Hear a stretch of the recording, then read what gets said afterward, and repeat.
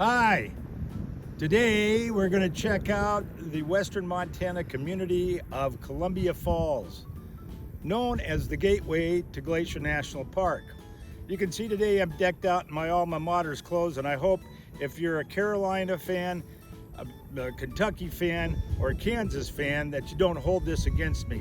I'm Craig Cyphers with the Montana Real Estate Channel, and I work with my daughter Erica at Exit Realty Bitterroot Valley South as Cyphers Family Real Estate, and we've been helping folks around the state of Montana move into and out of the state since 1966, and we'd love to be a resource for you.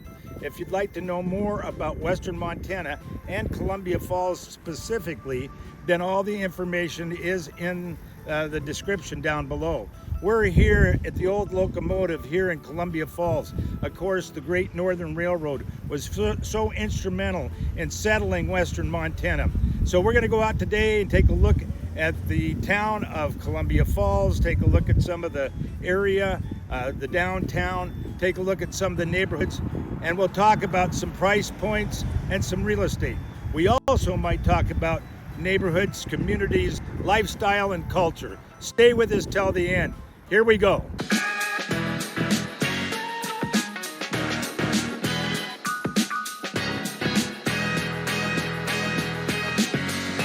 So the first thing we're going to do in Columbia Falls is we're going to go into the historic downtown area on Nucleus Avenue.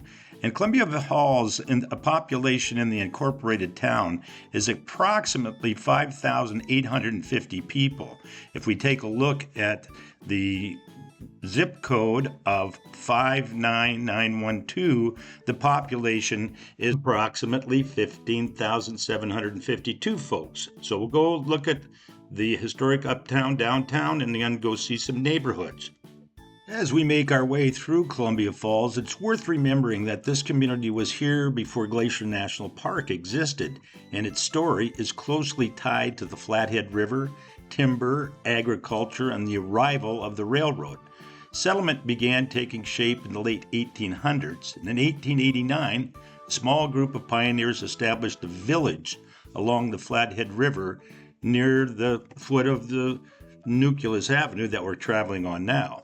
The settlement was initially called Columbia, although the area was also known for a time as Monaco.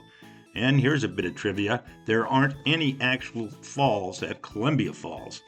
The traditional story involves the town's first postmaster, James Kennedy. When Kennedy applied for a post office in 1891, he wanted to use the name Columbia. According to the most commonly told local version, postal officials were concerned about confusion with another Montana place by the name of Columbus. So Kennedy's wife suggested simply adding the word Falls. Columbia became Columbia Falls. The Columbia itself probably referred either to nearby Columbia Mountain or to the area's connection with the headwaters of the Columbia River. There is also a colorful alternate legend. Railroad magnate James J. Hill supposedly considered Columbia as a division headquarters for his Great Northern Railway. When negotiations for land didn't work out, Hill said to have remarked, "Here is where Columbia falls." It's a great story, although the post office explanation has stronger historical documentation. One of the most important figures in the town's early development was James A. Talbott, a successful mining entrepreneur who came from Butte and became known locally as the father of Columbia Falls. Talbott and other investors believed the Great Northern Railway would transform the settlement into a major commercial center. They helped establish the town site, the Bank of Columbia Falls, and the impressive three-story Gaylord Hotel, built in 1892. Other pioneer families included Robert and Mary Surrey, along with early homesteaders such as Gaspard Martin, Lawrence Fairstein, and Frank and Bertha Opelka. Can't pronounce those very well, and I'm sorry for those folks in the Columbia Falls area that know the history. Now, these settlers were building farms, logging with horses, not unlike my grandfather, and carving a community out of what was still largely wilderness. The railroad arrived, but Columbia Falls never became the great railroad headquarters its promoters envisioned. Instead, the town developed around logging, lumber, and agriculture. Columbia Falls officially incorporated in 1909, and the opening of Glacier National Park the following year placed the community near the western gateway to one of America's great national parks. Later came another transformation. Hungry Horse Dam was completed in the early 1950s. And we'll go up and see Hungry Horse just a little bit later in this video. Now that was followed by the opening of the Anaconda aluminum plant in 1955, taking advantage of the region's abundant hydroelectric power.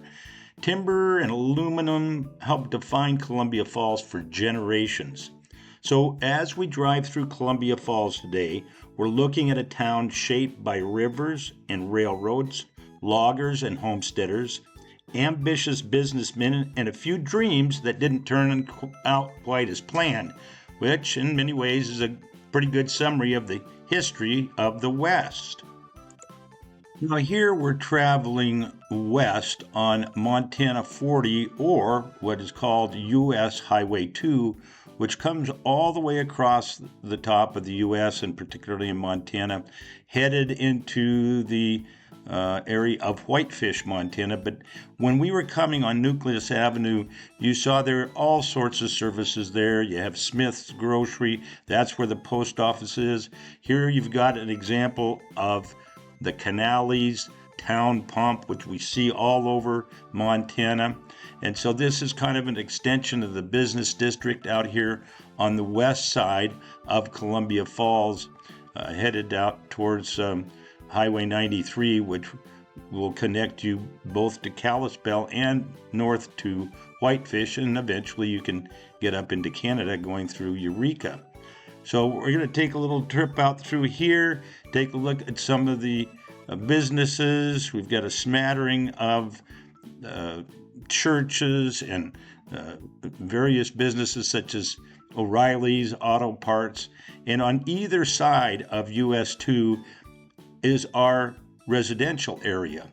And we're going to talk a little bit about some of the neighborhoods and talk about the price points and a little bit of history about the real estate that's going on in the Columbia Falls area. And one of the great financiers of business and real estate in the area is Stockman Bank. There's another example of Stockman Bank right here in Columbia Falls. And so the other businesses that you have in Columbia Falls are, like that Ace Hardware store. You have First Interstate Bank as well. And then we've got on the other side of US 2, you've got a Super One Foods. So you've got all your services right there in Columbia Falls. And you're not that far from Kalispell International Airport. You're also pretty close to the larger box stores that exist in the Kalispell area. So the Flathead Valley has got an awful lot to offer. And this is a beautiful area, as you can plainly see. This is wide open with the mountains on either side. And of course, we're not so far, of course, from Glacier National Park. And this was all area glaciated many thousands of years ago, and it's left lots of fertile ground out here. But they're also fertile for real estate developments and neighborhoods. So let's go into our first one here right now. So this is the Glens Addition to Columbia Falls, and this development was done in the mid-2000s with homes on roughly quarter-acre lots and featuring 3-bed, 2 or 2.5 baths in between 1,500 and 2,200 square feet, with assessed values in the mid-500,000 range. And interestingly enough, in the last 3 years, I find no sales history in Glens Addition for any homes. And so it appears that if you buy in this section of Columbia Falls, you're not likely to be moving around anytime soon. Now, these are the Teakettle apartments. And there are 44 units combined in Teakettle Vistas, and the apartments range in size from a 1-bedroom, 1-bath unit at 635 square feet to about 800 square foot 2-bedroom units, and they can rent anywhere from $800 to $1,100 per month. It's a senior complex, and the rent might be dependent upon income. And you can tell that this is a pretty good sized complex here at the Teakettle Vistas. And then just down here, we've got, once we get outside of the Teakettle Vistas apartment complex, we'll see a couple of properties that were built in the mid 60s, mid 70s that are sitting on half-acre lots. And they are located just before we get to the Reuter Elementary School, which was originally built in 1974. But major additions in 1995 and 96, also again in 2020, makes for a very comfortable educational environment for 487 students in grades pre-K through 5th grade, with a student-to-teacher ratio of 14:1. The other elementary school in Columbia Falls is Glacier Gateway, which was originally built in 1940, but they built a brand new school in 2023. Now, these homes are in a development called Dallas 5, and it is on the south side of Talbott Road. And they have sold in the last year anywhere from $370,000 to the mid 500s, typical 3-bed, 2-bath homes on roughly quarter-acre lots. Just around the corner here, back a little bit towards Talbott Road, we'll have River Park Estates, and there's a 1,700 square foot home there that sold right at $600,000 within the last year. So now we're traveling on Riparian Drive, which is also in River Park Estates, but these are Flathead River lots, which is very cool. A home sold in here with 95 feet of riverfront, 2,429 square foot, 3-bed, 3-bath on just over a half acre, and it sold for $895,000 in the spring of 2024. Very cool lots, of course, with Flathead River frontage is awfully hard to come by, and is so close to Glacier National Park. Just a quick trip to Kalispell to the international airport. I just think that's a terrific value when you think about it being at less than $370 a square foot. Now, not too far from the River Park Estates is Columbia Falls High School, with a student enrollment of 614 in 9th through 12th grade, and they are known as the Wildcats. And it has a student-to-teacher ratio of 15:1. The high school was originally built in 1959 and has had additions added in 1990 and in 1995.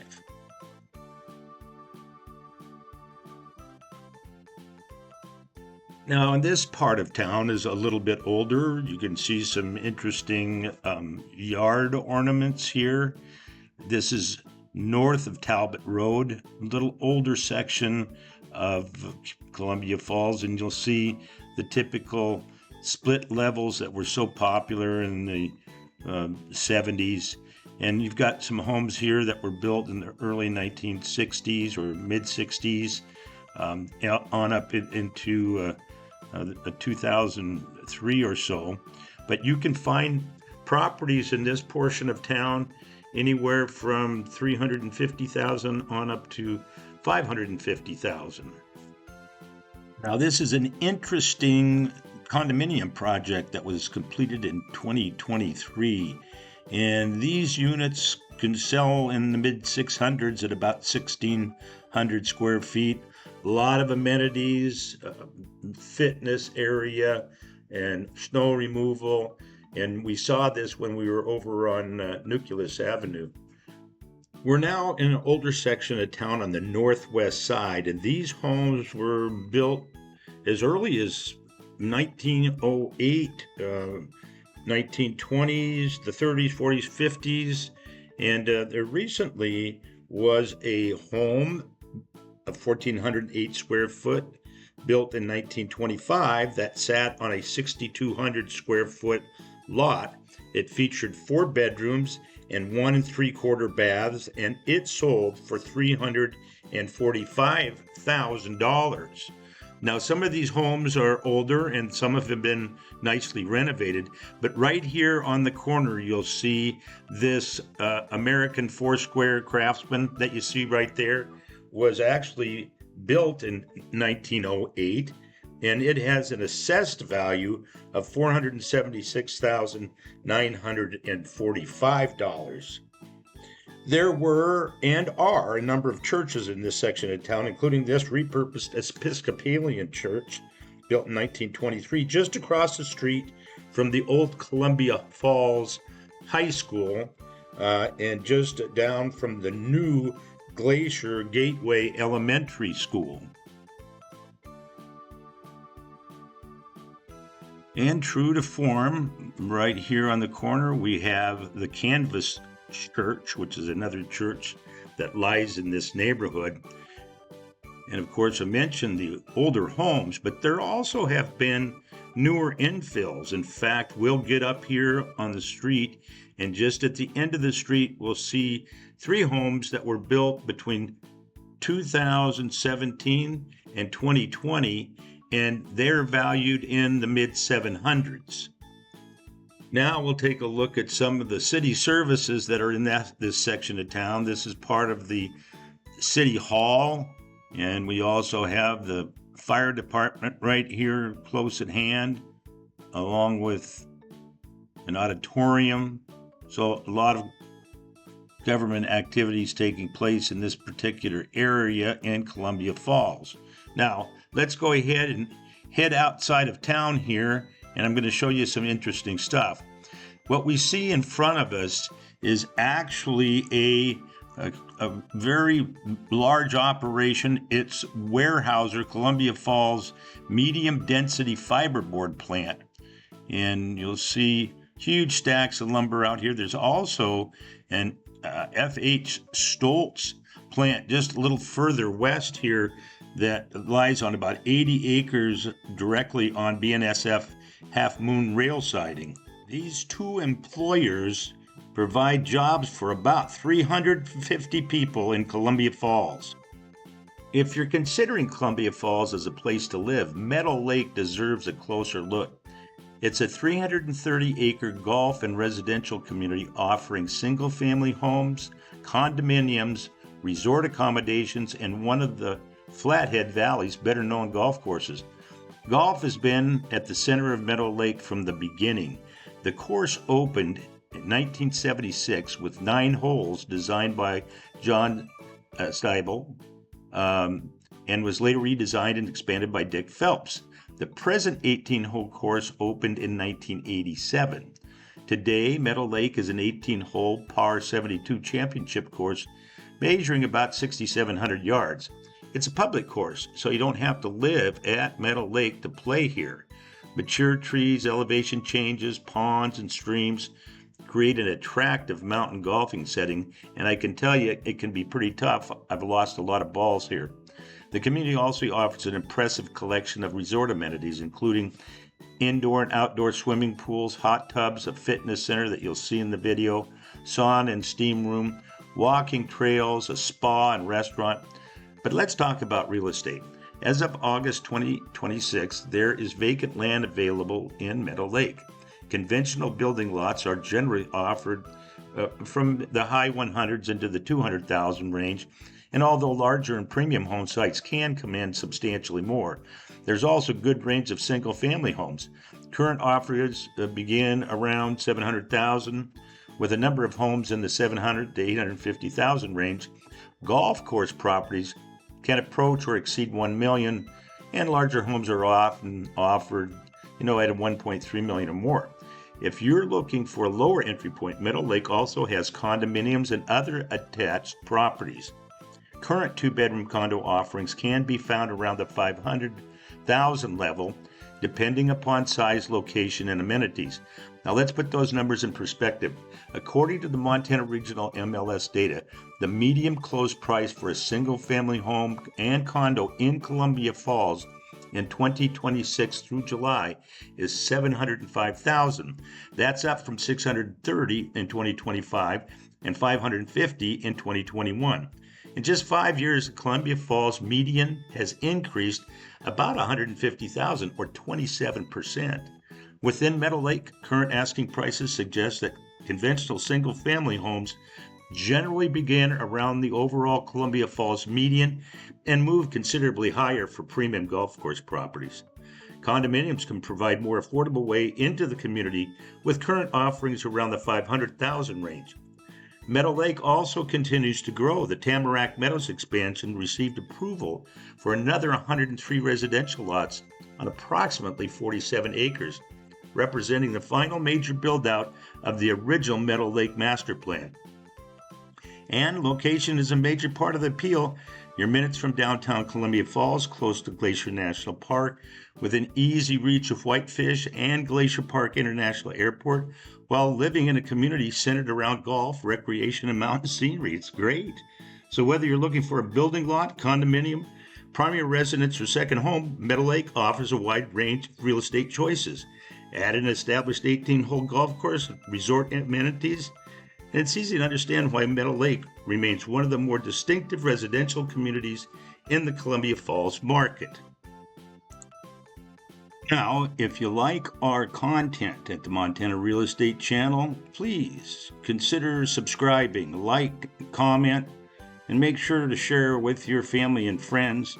And if you're interested in buying or selling property anywhere in Western Montana, please get a hold of us. All the information is in the description down below. We have 9 offices in various locations around the state to serve you, and we'd love to be able to help you find a beautiful place here at Meadow Lake. I think you'd find it to be a great place to enjoy golf and all the other amenities that can be offered to you in the Flathead Valley. So now let's go ahead and take a minute here, take a look around the golf course, and let's head up towards Glacier in the video and see what the communities look like there. Now, as we head up towards Glacier National Park, we're going to have to go along the Flathead River, which is just spectacular. And to give you perspective, at this time of year, it's going to be running about 7,500 cubic feet per second versus, say, the Bitterroot River is going to be about 250 cubic feet per second. And we'll have to go across the middle fork of the Flathead River and head into some of the smaller communities northeast of Columbia Falls on the way into the park. So our first place that we come to is Hungry Horse. And it's a great story about a couple of horses named Tex and Jerry. That's how the Hungry Horse area got its name. And if you would like to know more about that great story, please leave me a comment, and I will be happy to share with you the story. But effectively, the Hungry Horse grew out of the federal dam project that dammed the South Fork of the Flathead River back in the early 1950s. Currently, it has a population of between 700 and 800 people in 2026, and it's a great, quaint little town, super touristy, as you might guess, as folks are traveling up to Glacier National Park, and this particular day was just beautiful. So our first stop, Hungry Horse. And it's important to say, from a real estate standpoint, median house price, $415,000. Next stop, Coram, population 572, with a total of 5 real estate sales in the year 2025. Pretty small little town, cabins for rent, lots of tourist opportunities in Coram. We're just outside of Coram on the way to West Glacier Village, like zip lines and that sort of thing. But what we're doing is now we're getting into West Glacier Village, which really originally was called Belton when the Great Northern Railroad came through, and it took many years to get it changed to be West Glacier Village. Today, West Glacier Village has a population roughly of 230 people, but it's pretty busy in the summertime as everybody is headed up to going to the Sun Highway and Lake McDonald Lodge. Remember, when you're at Glacier National Park, you've got some of the most fantastic scenery in the country, and of course it combines with Waterton Park in Canada. So everything going up the Flathead there is just spectacular, and you can take these tour buses and go on going to the Sun Highway and enjoy all the opportunities that Glacier has, which really can only be enjoyed for the most part in the summertime. Carry your bear spray and be ready for anything. So here I am at Lake McDonald Lodge in Glacier National Park, just a very short drive from Columbia Falls. It's a beautiful location. It's a beautiful summer day. Well, thanks for watching this video on the community of Columbia Falls in western Montana, the gateway to Glacier National Park. It's a wonderful area. We appreciate you taking the time to watch this video. And please remember to like, subscribe, and give us a comment. Tell us what you thought about it. And if you have some questions about real estate anywhere in western Montana. I, of course, am Craig Cyphers with the Montana Real Estate Channel, brought to you by Cyphers Family Real Estate. Thanks again, and we'll share another video with you here in a week or so.